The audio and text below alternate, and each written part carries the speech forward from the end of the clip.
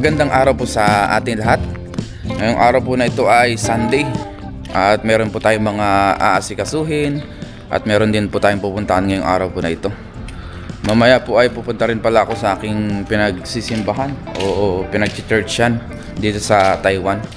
Muli, samahan niyo po ako ngayon sa ating mga gagawin muli ngayong araw po na ito. At magkape muna tayo ngayon. Ang oras pala natin ngayon ay 6:30 na po ng umaga.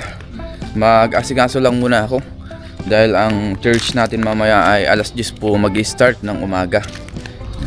Tapos mamaya po ay ipapaayos ko rin yung aking motor para maging maayos na po, magamit na po natin ng maganda. Dahil lagi akong nag-aalala pagka binabiyahe ko dahil nga po may sira. Mamaya po malalaman natin pagka pinaayos na po natin. At yung pagpapaayusan din pala natin itong ating motor ay Pilipino din po o Pinoy. Dahil doon po kami sa kanya nagpapaayos palagi. Marunong mekaniko na po sa Pilipinas. Pagdating dito, yun po ang kanyang pinakalibangan, ang pagmimekaniko. Kaya doon po kami sa kanya nagpapagawa. At si Kellogg's TV, ayan. Kumusta par? Saan ang lakad natin? Sili. Ayan, bibili po ng pang budget na si Kellogg's TV. Grocery. Grocery muna. Good for 1 month. Ganda ng motor ni Kellogg's, oh. White. Pares lang po kami ng motor. Ng brand at saka ng pangalan. Pakilala ko po sa inyo si Puti. Puti. Pares pong S-Max Yamaha. Matanda lang ito ng konti si Puti. Ingat. Itong motor pala namin ay Yamaha po. Yamaha S-Max kung tawagin. Yung kanyang pinakapangalan. Kapatid po ni N-Max. Sa Pilipinas po ay walang ganito. X-Max yata ang meron doon. Yung 300cc o 350cc. Ito naman po ay S-Max 155. Kapatid po ni N-Max. Yamaha brand din po siya. Ang ating service dito sa Taiwan. Ilang taon na rin po natin gamit ito. Biyaya po ay safe naman tayo palagi. At kasalukuyan na po tayong nagluluto ng ating pang-almusal. Itlog po muna tayo ngayon. Pritong itlog. Bago tayo mag-asikaso mamaya. Ating almusal. Ngayon po ay mag-almusal muna tayo. Lord, maraming salamat po Panginoon sa pagkain na sa aking harapan. Paspasan niyo po ito na may magbigay sa aking pisikal na pangatawan ng kalakasan at ganito po sa aking mga viewers at sa aking pamilya. Ingatan niyo rin po sila sa araw-araw. In Jesus' name, amen. Tara po, kain tayo. Let's eat. Kain po.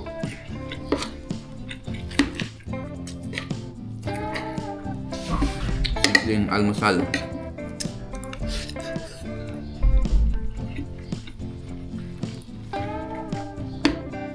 Ngayong araw po ay day off na naman po natin. Hindi po muna tayo mangisda ngayong araw na ito. Dahil meron tayong kailangang askasuhin at puntahan.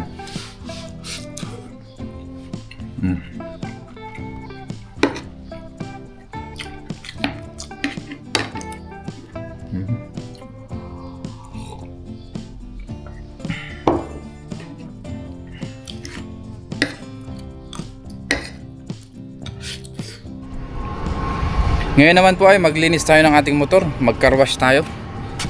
Meron tayo dito. Ayan. Pang-spray. Para mas maganda. Gumamit tayo nito. Kilalawpan po ito. Ginagamit ito sa paglilinis ng basura dito. Ayan. Pagkatapos sakutin. Makigamit muna tayo. Medyo may pressure po ito. Kaya magandang gamitin. Pressure siya.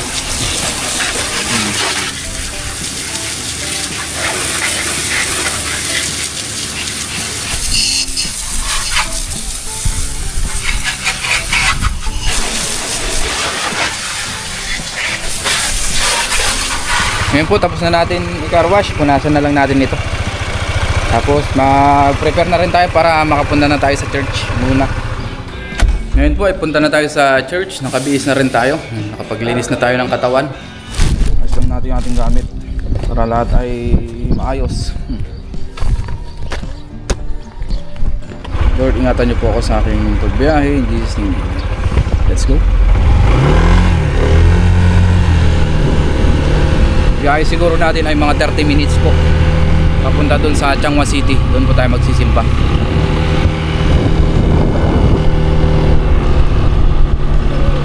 Yan sila boss, nagawa pa rin kahit day off. May delivery.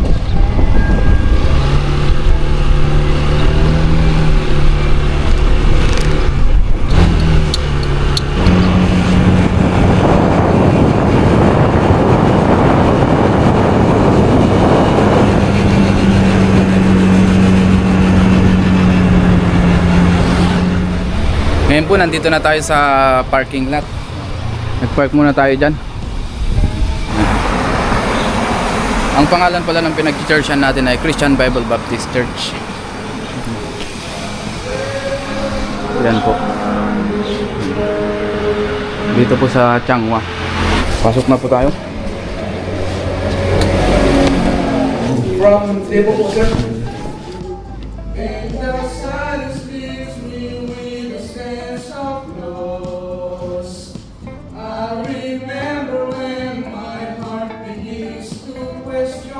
Malaki ang bayad. Pero mga kapatid, hindi po dapat natin yan makita, amen? Nililin lang tayo ng sanlibutan ito, amen? Ginagawa niyang maganda yung isang bagay na minsan ang dulo nito ay magpapahamak sa ating buhay, amen? Pangapa, forgetting God's source, amen? Alam niyo po kung bakit madalis nating ipagpalit ang Diyos? Kasi parang tingin natin kaya natin mag-isa. Oo, tingin natin kahit walang Diyos sa buhay natin, parang kayang-kaya natin mabuhay dito sa lupa na walang Diyos. Mga kapatid, hindi natin kaya mamuhay na wala ang Diyos. Mga kapatid, totoo, nakakapamuhay ka ngayon, maganda yung ano mo, pero may hangganan niya, mga kapatid. Darating ang panahon, kakailanganin mo ang Diyos. At hindi mo pwedeng sabihin, Lord, hindi kita kailangan pagdating ng panahon na ganito. Mga kapatid, kailangan mo ang Diyos. Pero hindi dapat sa panahon na kailangan mo lang ang Diyos, ikaw ay tumatawag. Amen? Sa lahat ng bahagi ng buhay natin, dapat kailangan natin ang Diyos. Amen? Ngayon po tapos na po ang preaching service ng ating simba. Kakain naman po tayo ngayon. Yan, dito. Wala pa, hindi nakalubong kari-kari. Yung ano yung Yan, kain na po tayo. Dakilang Diyos na makapangyarihan sa lahat. Lord, salamat po sa araw na ito, Panginoon. Kami po ay humihingi ng kapatawaran sa aming pagkakasala at pagkukulang. In Jesus' name we pray. Amen. Amen. Kain na po tayo. Let's eat. Alam ko, tunan to eh. Kasi pagkaganyan kalalaki na tunan na nung Ngayon po tapos na tayo magsimba at kumain. Yan. Nagpaalam na tayo sa kanila. Hindi na tayo masyadong nakapag-vlog pa sa loob. Tapos ngayon po ay ipaayos naman natin yung ating motor. Punta na natin doon sa ating kakilala na mekaniko na Pinoy. Medyo malayo-layo din po dito yun. Mga biyahe natin siguro 40 minutes. Yan.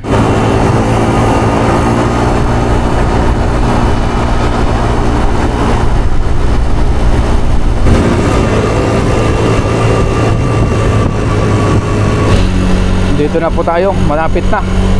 Ang binahe po natin ay halos 40 minutes din po. Paakyat tayo dito sa maliit na bundok. Dito po yung kanilang pinaka-company. Yung gagawa ng ating motor. Paggawaan po ng mas. Hintayin lang natin dito. Tutakin ko muna.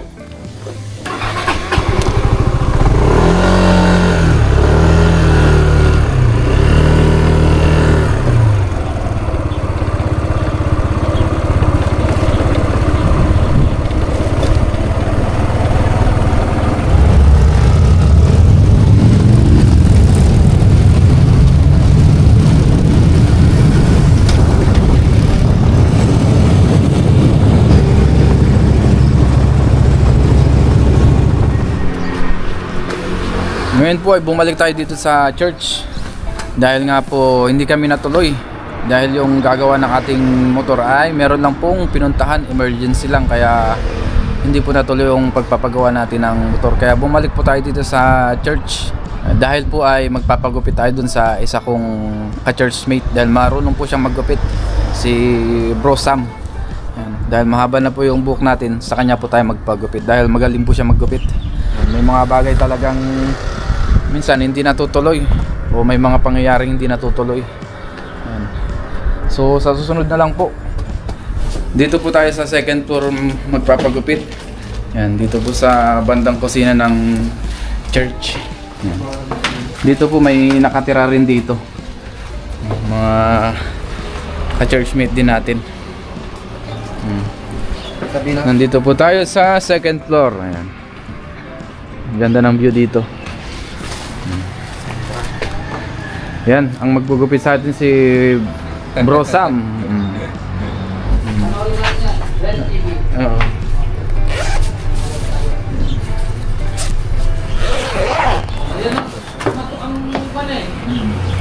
Kompleto si Brad Sam, oh. Utangin natin yun.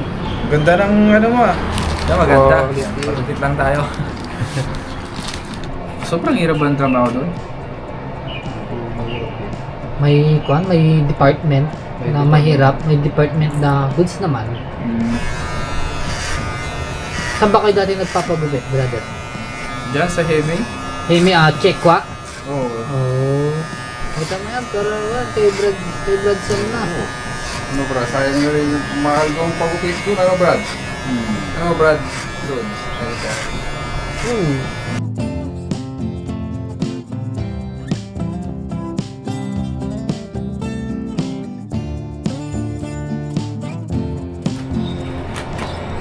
Ngayon po, ayos na. Ayun. Wow, ang ganda ng gupit, ah. Ayos yung gupit ni Brad Sam, oh. Ganda. Thank you. Ayos na po yung gupit natin. Tapos kausap ko lang yung aking anak. Habang may pakape sila Brad Sam. Tapos may merienda tayo dito na tikoy. Yan. Niluto ni brother. Si Brother Ward, yan. At yung aking anak, Ellery. Tapos kumakain ka? Hi guys! Oh. Oo. Hi ka. Mag-hi ka.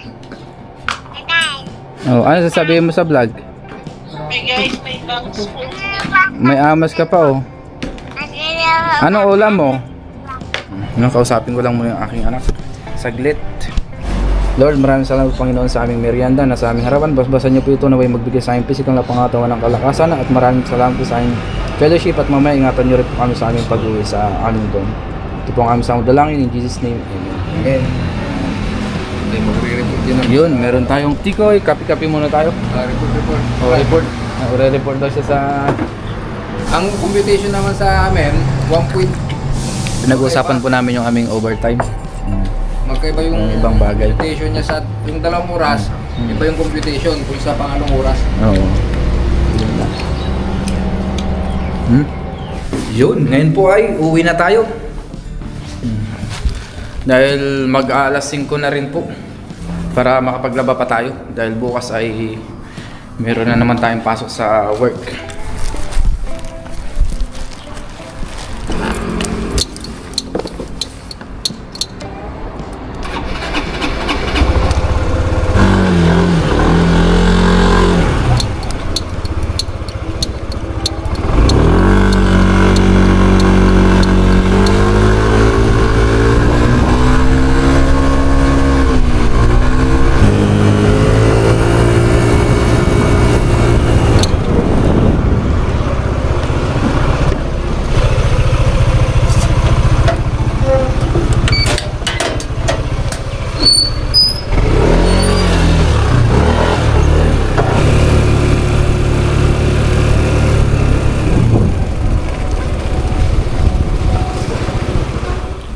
At ngayon po pala ay kakatapos lang natin maglaba. Ayan, yung ating mga nalabahan. Hindi na rin po tayo nakapag-vlog pa kanina.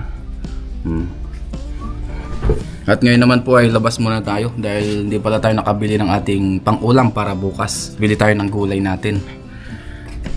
Labas muna tayo saglit. Punta tayo sa grocery.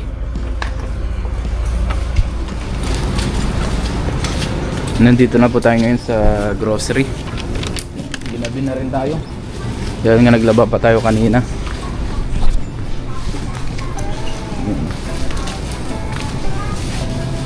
May saging, may orange. Diba, mura lang ngayon ang melon. Mahal ang pakwan. 173 yung pinakamaliit. Halos kompleto rin naman po dito sa binibilihan natin na grocery. Pagka medyo matagal na yung product, nagsisale po sila gaya niya. Dating 199, 139 na lang. Dating 55, 39 na lang.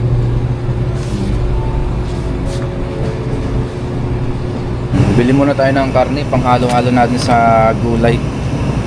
Ito giniling. Bili natin. Maghanap tayo kung anong magandang gulay na iluto para bukas. Haluan natin ng giniling. Wala kasing upo ngayon dito. Bili rin tayo ng ampalayo, naka-sale siya, 20-30 na lang. Pang ilang ulaman na rin yan. Haluan natin ng kamatis tsaka itlog sa mga susunod na araw. Pang 2 araw muna yung ating bibilhin. Malapit lang naman yung grocery dito. Ay, may patatas pa pala tayong natira doon na isang piraso na malaki. Kaya isa lang kukunin natin. Yoga. Ayan, bili rin tayo ng saging. Tapos pakilo na rin natin itong patatas.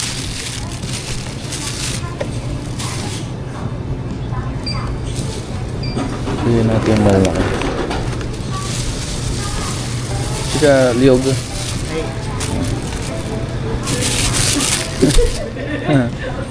Sisi. Tapos bili rin tayo ng tinapay. Maganda ito. Madalasan kong binibili yung plain lang na meron siyang nyog. Para hindi na natin kailangan ng palaman. Hindi na natin kailangan bumili. Pang budget natin ng ilang araw.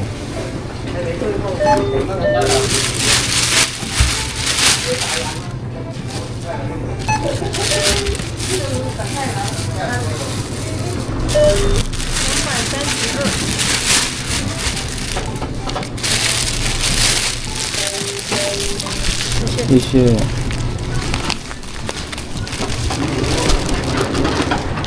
Okay na po, uwi na tayo. At maaga pa tayo bukas.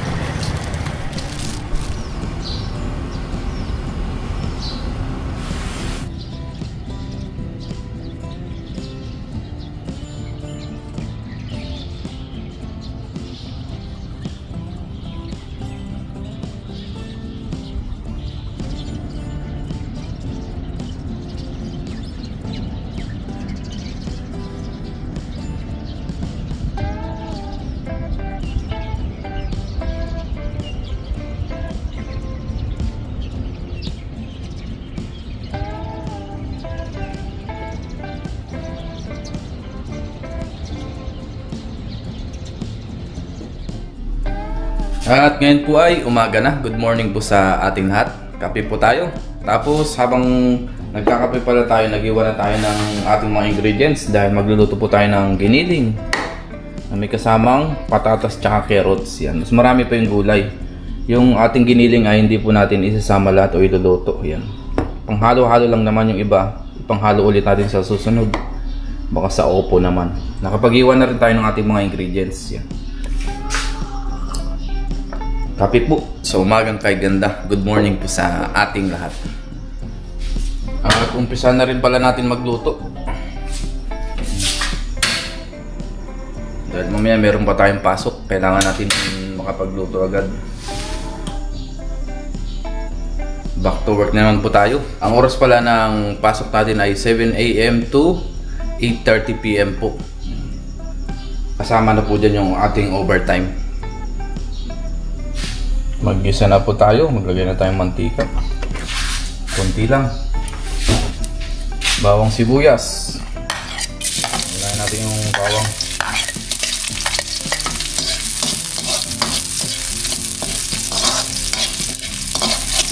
Sibuyas.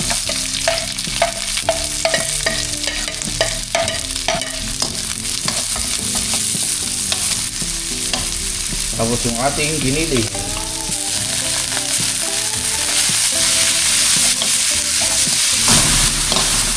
Lagyan na tayo ng tubig. Palambutin muna natin itong ating karne. Kahit na ito ay giniling, medyo makunat pa rin yan pagka hindi masyadong naluto.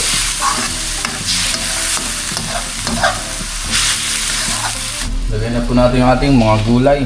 Dahil papalambutin pa rin natin yan.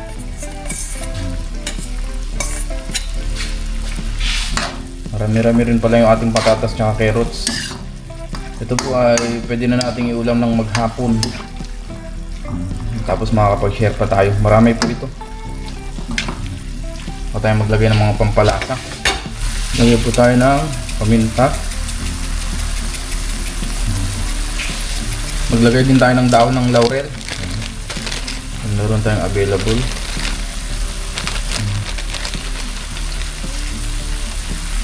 Konting patis. Saka asin. Yan. Konti lang naman lagyan natin patis. Dagdagan na lang natin mamaya pagka kulang ang alat.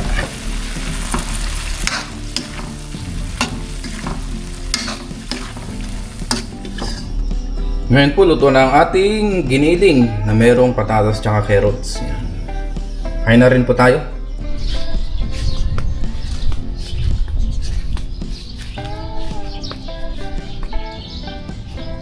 Ngayon po dito tayo kain sa madalas natin kinakainan dito po sa garden kasi nakakamiss din po dito.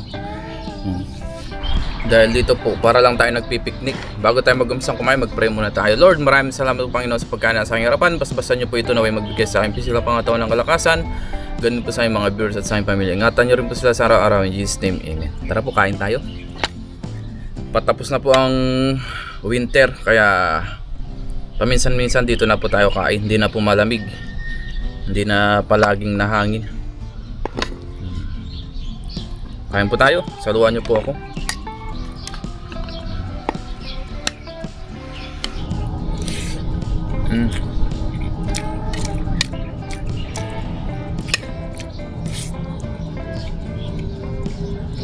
At sa mga nagko-comment pala regarding sa ating bakod, sa ating fence, tapos na po.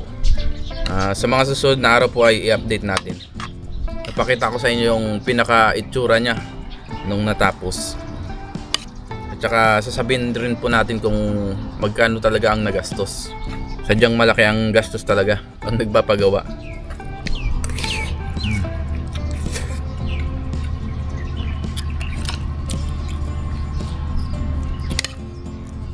Maraming salamat po sa inyong pagsama sa atin sa ating simpleng day off kahapon hanggang ngayon sa ating pagpasok.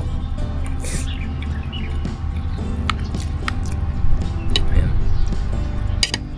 Ganyan na po ang ginagawa natin pagka hindi po tayo nagpo-fishing. Ayan. Pagka Sunday, ayan. Punta lang sa church, maglaba. Ganyan lang. Tapos pahinga.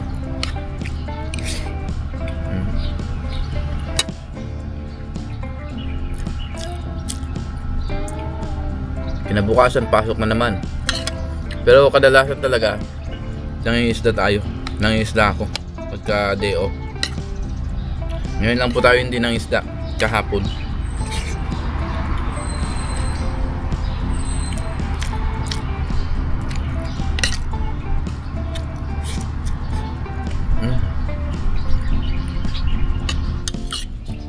Muli, maraming salamat po sa inyong pagsama sa atin sa ating simpleng vlog.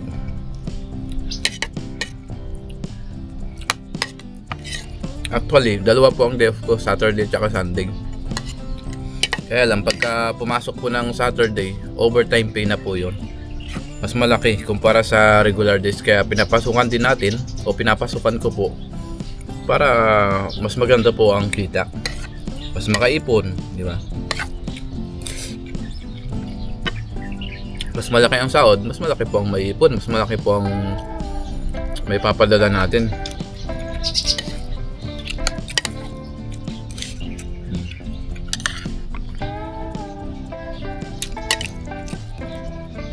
May time din po na half day tayo sa Saturday, half day rin po sa Sunday. Depende po sa gawa. Basta po yung Sunday at Saturday, iba-iba po ang schedule natin dyan sa overtime.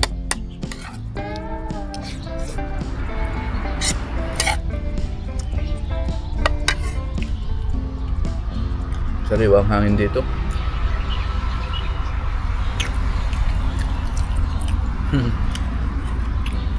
Dito tayo sa garden nila boss.